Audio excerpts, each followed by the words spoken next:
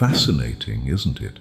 How the very moment you decide to step back from someone who seems perpetually distant, they suddenly appear at your doorstep with flowers and apologies.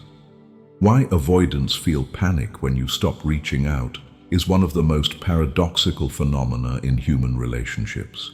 And today, we're going to explore the intricate psychological machinery that drives this bewildering behavior.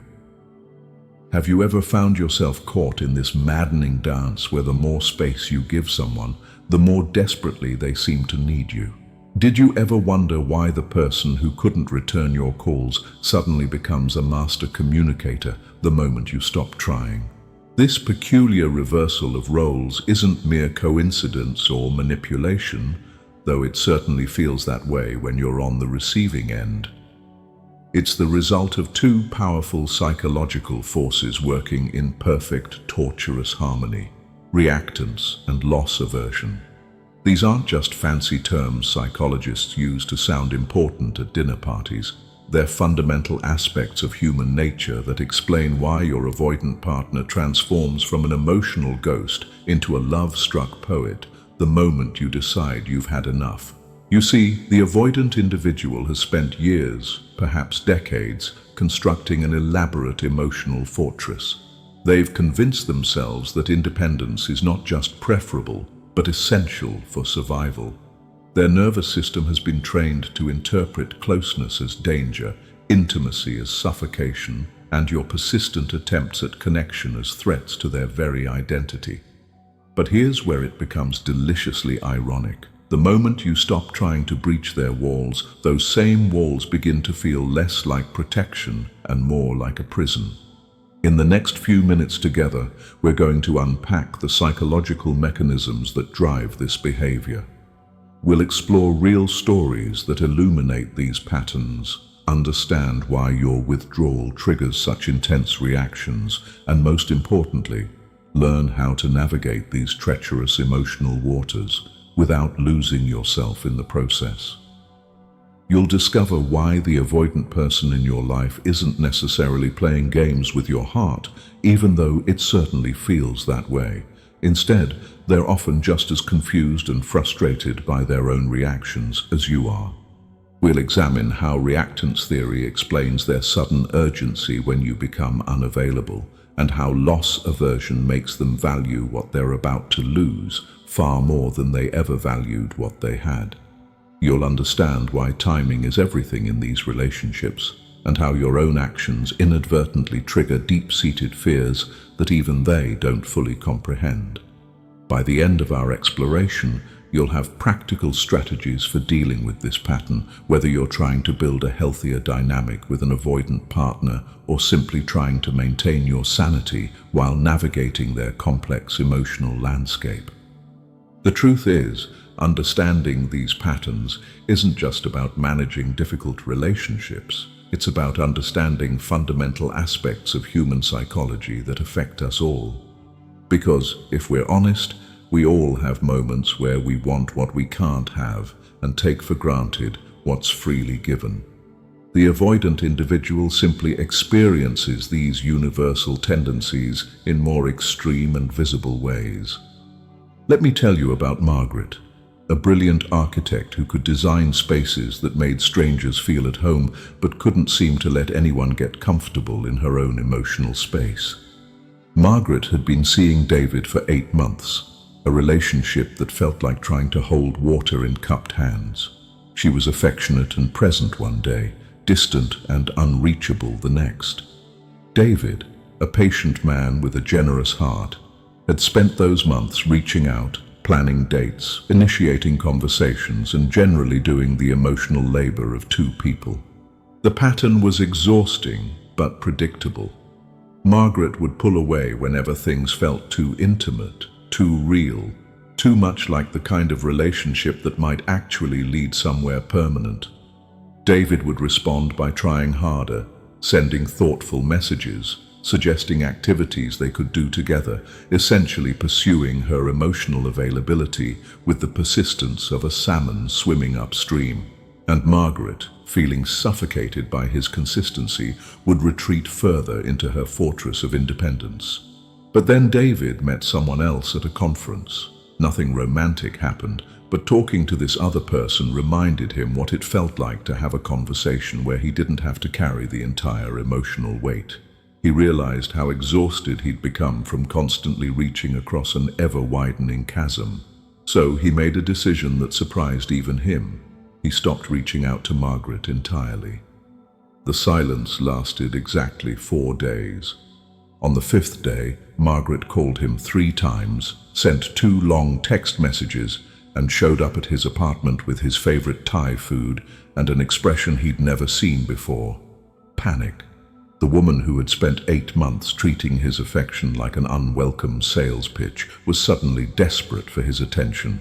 She wanted to know why he hadn't called, whether he was angry, if he was seeing someone else, and could they please talk about where their relationship was going. David was understandably bewildered. This was the same person who had told him just 2 weeks earlier that she needed more space, that they were spending too much time together, that she wasn't ready for anything too serious.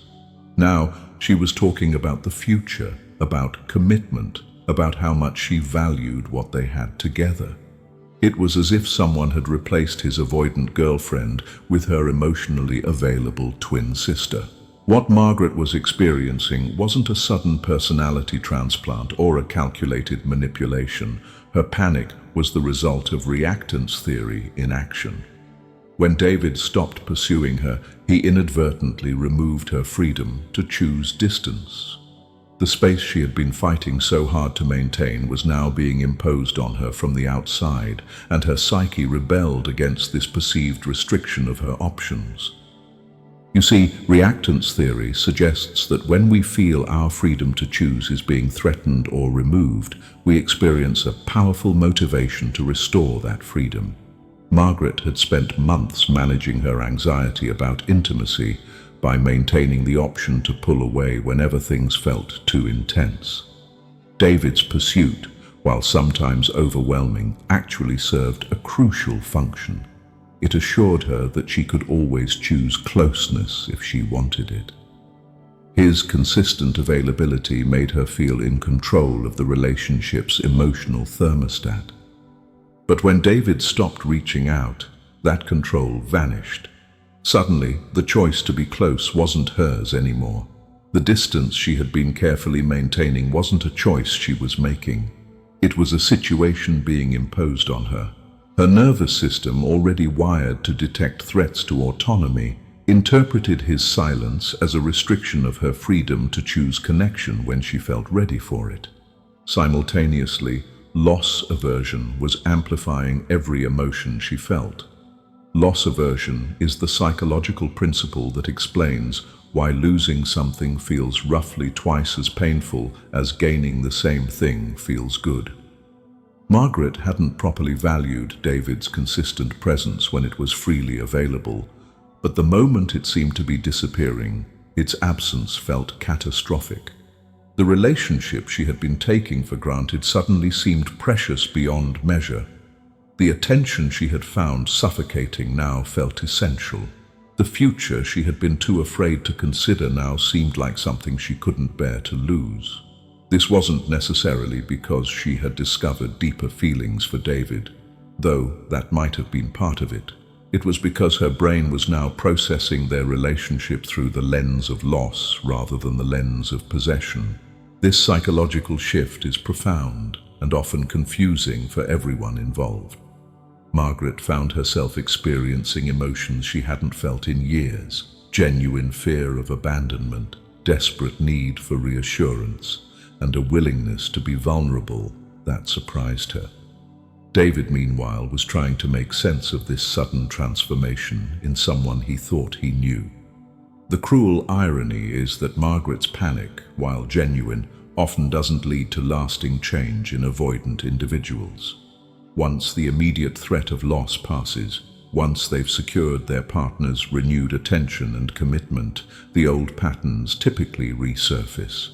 The very behaviors that drew David back into active pursuit begin to feel suffocating again. The vulnerability that felt necessary during the crisis begins to feel dangerous during calmer moments. Understanding these patterns is crucial for anyone involved with an avoidant person, whether romantically or otherwise. The panic they feel when you stop reaching out is real, but it's often more about their need to restore psychological equilibrium than about a fundamental shift in their capacity for intimacy. Their sudden availability and emotional openness during these moments can feel like a breakthrough, but it's more often a temporary response to perceived threat than a sustainable change in their attachment style. This doesn't make their feelings less valid or their distress less genuine. Margaret's panic was authentic, her fear was real, and her desire for connection was sincere in those moments. But it's important to understand that these feelings are often reactive rather than proactive, crisis-driven rather than growth-driven. Now let's talk about what you can actually do with this understanding, because knowledge without application is merely interesting conversation material. If you're dealing with someone who exhibits these patterns, your approach needs to be both strategic and compassionate, firm yet understanding. First, recognize that their panic response is not necessarily an indicator of their true feelings or commitment level. When an avoidant person suddenly becomes emotionally available after you've pulled back, resist the urge to interpret this as proof that they've finally realized how much you mean to them. Instead, understand it as evidence that their psychological equilibrium has been disrupted and they're working to restore it. This perspective will help you make decisions based on realistic expectations rather than hopeful interpretations. Second, avoid using withdrawal as a manipulation tactic. While it's true that pulling back often triggers increased interest from avoidant individuals, using this knowledge to deliberately provoke panic responses is neither ethical nor effective in the long term. Authentic withdrawal happens when you genuinely need space or when you're protecting your own emotional well-being. Strategic withdrawal as a way to increase someone's interest creates an unhealthy dynamic built on psychological manipulation rather than genuine connection. Third, if you decide to re-engage with an avoidant person after they've had a panic response to your absence, do so with clear boundaries and realistic expectations. Their sudden availability doesn't mean their underlying attachment patterns have changed. Use this period of increased openness to have honest conversations about the relationship patterns you've both been experiencing.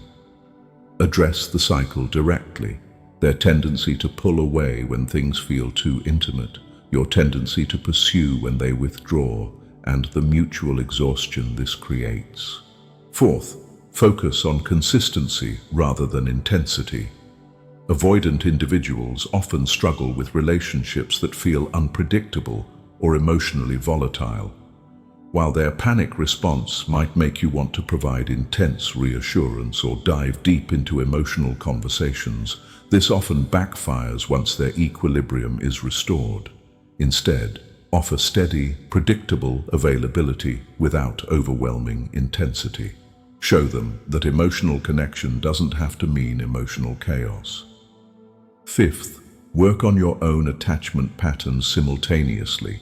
If you find yourself repeatedly drawn to avoidant individuals, there's likely something in your own attachment system that finds these dynamics familiar or compelling. Perhaps you're anxiously attached and interpret their intermittent availability as exciting rather than exhausting. Perhaps you have your own fears of intimacy that make their emotional distance feel safe even as it frustrates you. Understanding your own patterns will help you break cycles that aren't serving either of you. Sixth, set clear expectations about emotional reciprocity. During the period when an avoidant person is panicking about your absence, they're often willing to make promises and commitments they won't be able to sustain once they feel secure again. Instead of accepting grand gestures or dramatic declarations, focus on establishing sustainable patterns of mutual effort. What does ongoing emotional availability look like for both of you? How will you handle future moments when one person needs space and the other needs closeness? Seventh, Recognize when the pattern itself has become the relationship. Sometimes the cycle of pursuit and distance becomes so entrenched that it replaces genuine intimacy. You might find yourselves more invested in managing the dynamic than in actually connecting with each other. If the relationship feels more like a psychological chess match than a partnership, it might be time to step back entirely, regardless of how they respond to your absence. Eighth, understand that their panic doesn't obligate you to return. This is perhaps the most important point of all. Just because someone experiences genuine distress when you pull back doesn't mean you're responsible for managing their emotions, or that you should sacrifice your own well-being to alleviate their discomfort. Their panic response, while understandable, is ultimately about their own psychological patterns, not about the unique value you bring to their life.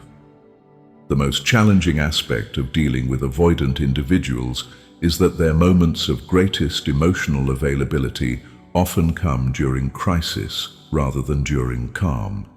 This means that the relationship can feel most connected and hopeful during its most unstable moments, creating a confusing emotional landscape where conflict feels like intimacy and peace feels like disconnection.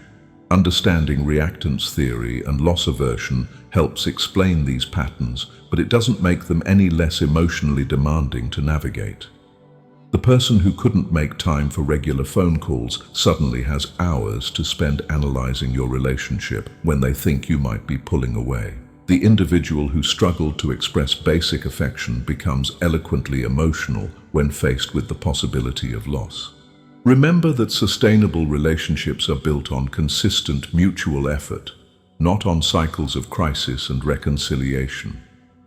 While it's natural for all relationships to have periods of closeness and distance, healthy partnerships don't require one person to threaten departure in order to get the other person's attention. True intimacy develops gradually through repeated experiences of safety and connection, not through dramatic rescues from the brink of dissolution. The goal isn't to eliminate all avoidant tendencies or to force someone into an attachment style that feels unnatural to them. Many people with avoidant patterns can develop secure, loving relationships while still maintaining their need for independence and space.